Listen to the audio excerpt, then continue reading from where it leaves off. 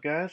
I'm going to be teaching you socket programming in Python 3 by making common networking tools. Some of these tools can be made maliciously. Uh, I'm, I want to ask you guys not to use them in any way like that. Today we're going to be making a port scanner just to give you an idea of how sockets work. And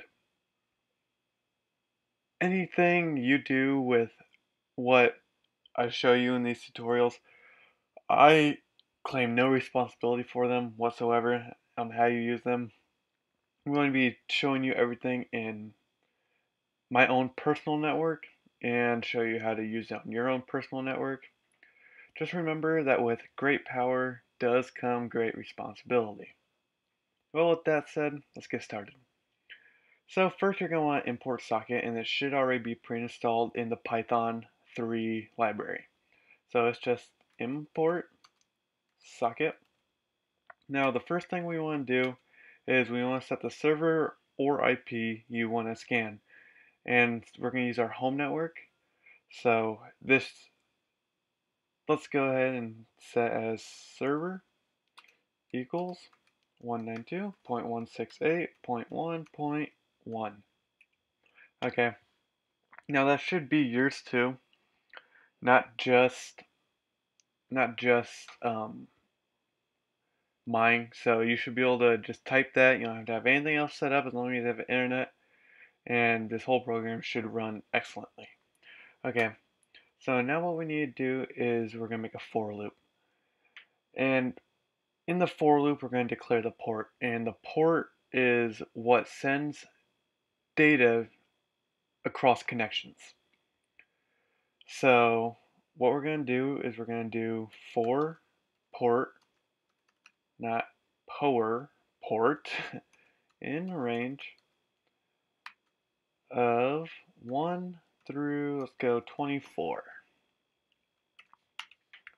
Okay, now let's make the socket itself. It'll be s equals socket dot socket and another socket. And then we're going to go dot af inet. And then we're going to do socket dot sock underscore stream. Okay, so what this is, you don't have to set it as S, but most people do just because socket begins with S. And it's, obviously it's just really easy to remember, and you do the socket dot socket. I just got text, and I don't have any friends, so that's weird. Okay, so it's gonna be after that. What this does, this whole thing creates a socket. So when you do the socket.sockstream, that's declaring it's going to be TCP. Now, for now, I'm going to stick with TCP because TCP is mainly what sends data. It has like the FTP, which is the file transfer protocol, sending data. So we're just going to stick with sock underscore stream. Okay, now this is pretty explanatory. It's going to be s.connect. And then it has to be in tuples. And I don't know why, but Python said so. So we're going to make in tuples. And we're going to go server. And we declared server up here. So let's go server. And then the port, which is declared right here. So now it's going to try to make this connection. Actually, speaking of try, let's actually make it into a try. So let's go try s.connect. And then let's print it out. So if it connects, it's going to let us know that we connected. So it's going to be print port, and then we're going to do port, and then is open. Let's go ahead and throw a smiley face in there. Alright, so what this is going to do, you should know this by now, but it's going to say the port and the port number, which is up here, is open. and it's going to go through 1 through 23 because computers start from 0 when they count. So anytime port is declared anywhere, it's going to print the port number, which is in this range. Okay, so now we're going to go ahead and do S, which is the socket, dot close. And this is just common housekeeping. It closes the connection, so that way you don't have like 1,000 connections, and it's gives the program a much, I guess you could say, much easier time running it. Then we're gonna go ahead and since we made try, we have to make an exception. Oop, except, and we're gonna go print port is closed, and we'll make a frowny face.